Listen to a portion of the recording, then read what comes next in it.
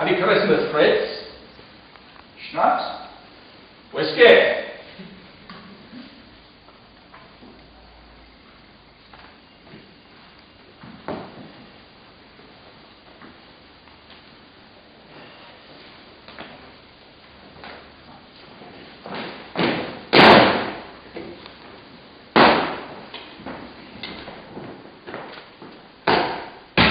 All able. Home.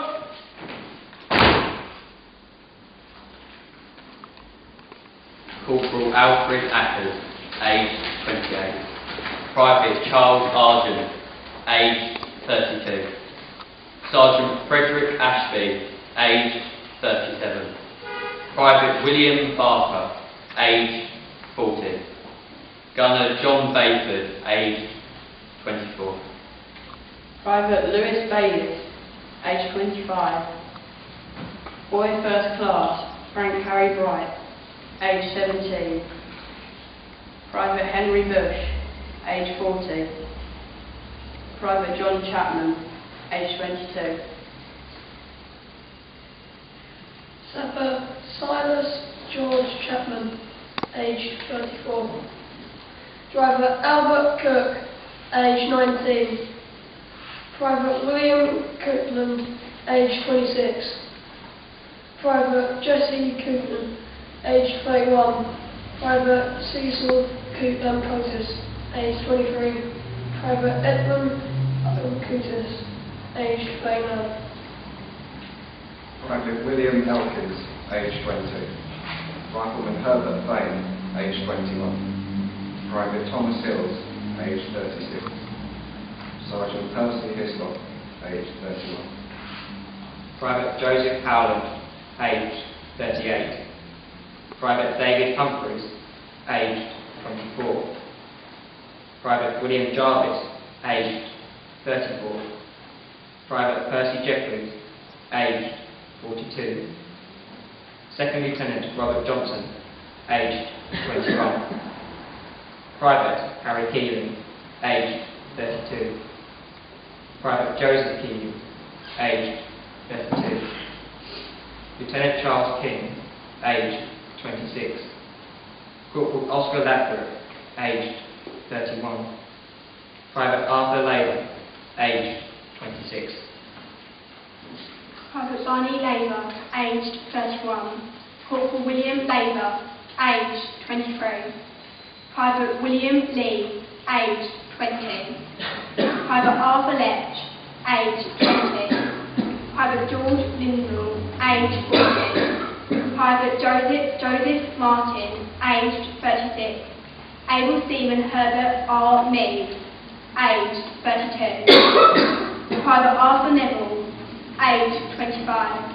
Private William Neville, aged 35. Private Thomas Pannell, aged 20.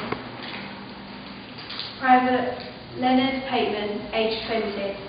Sergeant Percy Pateman, aged 25. Private Frederick P., aged 20. Driver William Hunt, aged 37. Rifleman Arthur Ramsey, aged 25. Private Frederick Reed, aged 19. Private John Richardson, aged 22. Private Ernest Riley, aged 42. Sergeant Thomas Scales, aged 42. Lance Corporal William Scott, aged 30. Private George Smith, aged 24. Lance Corporal Herbert Smith, aged 39. Private Albert Speller, aged 28. Private James Stewart, aged 26. Corporal Charles Tune, aged 40. Private Harry Tyler, aged 20.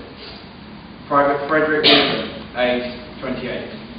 Major Harold Webster, aged 28. Lieutenant Harry Walham, aged 27. Rifleman Cecil White, aged 34. Private Richard Wood, aged 23. Private Arthur Wood Burton, aged 26.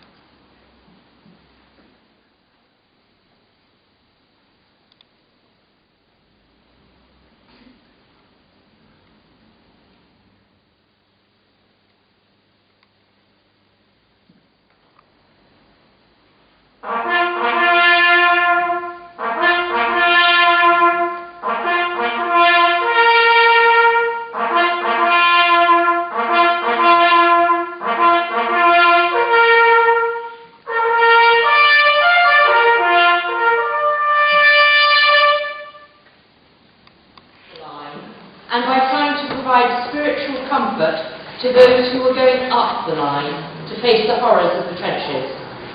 He had a very good ear for the sentiments that the troops expressed, and he captured these sentiments in a number of his poems. The poem that the children are going to read is called The Spirit. Not a ghostly or even the Holy Spirit, but the Spirit that meant that the soldiers were prepared to carry on despite the miseries, homesickness, and the horrors that were part and parcel of their everyday lives. So, very good, over to you. When the rainbow goes to kiss you, and the postman seems to miss you, and the fags have skipped an issue, carry on. When you've got an empty belly and the food's rotten smelly, and you're shivering like a jelly, carry on. When the bush has done your chumming, and the sergeant's done the running, and there ain't no rations coming, carry on. When the world's red and reeking, and the shrapnel shells are shrieking, and your blood is slowly leaking, carry on. When the broken, battered trenches, like the bloody butcher's benches, and the air is thick with stenches, carry on. Carry on though your pals are pale and wan, and the hope of life is gone, carry on.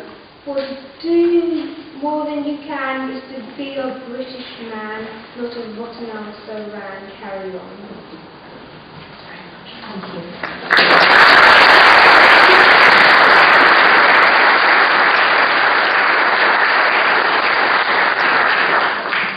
Of course, the war affected children very deeply. Just like ours, their world was changed forever on August the 4th, 1914. With their fathers away at the war, mothers preoccupied, and a familiar world sliding away from them, they found that life was very different, as Cadet Wilby's poem, Sing a Song of Wartime, makes clear. Sing a song of wartime, soldiers marching by, crowds of people standing, waving them goodbye. When the crowds are over, home we go to tea. Bread and margarine to eat, war economy. If asked for cake or jam of any sort, nurse says, what? In wartime? Archie, certainly not. Life's not very funny, now for little boys. Haven't any money, can't buy any toys. Mummy does the housework, can't get any maid. Gone to make munitions, is there better paid? Nurse is always busy, never time to play. Sewing shirts for soldiers, nearly every day. Everybody's doing something for the war. Girls are doing things they've never done before. Guys busking that, drive a car or van. All the world is topsy-turvy since the war began.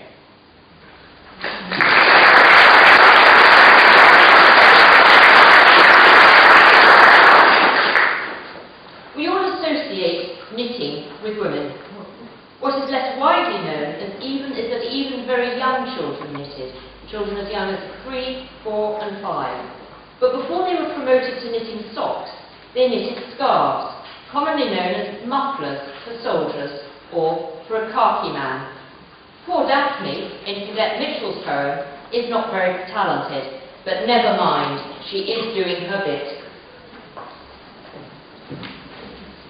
Daphne bought a knitting needle when the war began, saying, I will make a muffler for a khaki man. Patriotic Daphne set her loyal heart aglow on the shining needle, 80 stitches to a row. By the Red Cross regulations, stormed Daphne cried, mufflers made for soldiers must be very long and wide. Carefully she started, needles darting to and fro, but from 1 to 80 is a long, long way to go. Up the woolen khaki line, her nimble fingers flew. Here a stitch, there a stitch, would drop away from view. Many a one deserted or was missing from the row. Daphne's worrying fingers found they're not so far to go. Daphne, when discovering the thinness of her lines, found her stitches like her childhood years, but counted 9. Of that khaki row with which the muffler was begun, casualty list reported missing 71. Many months have passed away since Daphne first begun. That long woolen muffler from that distant khaki man. But she cries, I'm getting on, and she's nice to know. Neither khaki man nor I have got so far to go. Was there ever a game we did not share, brother of mine? Or a day when I did not play you fair, brother of mine? As good as a boy, you used to say, and I was eager for the fray, and as loath to cheat or run away, brother of mine. You were playing a game that is straight and true, brother of mine, and I'd give my soul to stand next to you, brother of mine. The spirit indeed is still the same.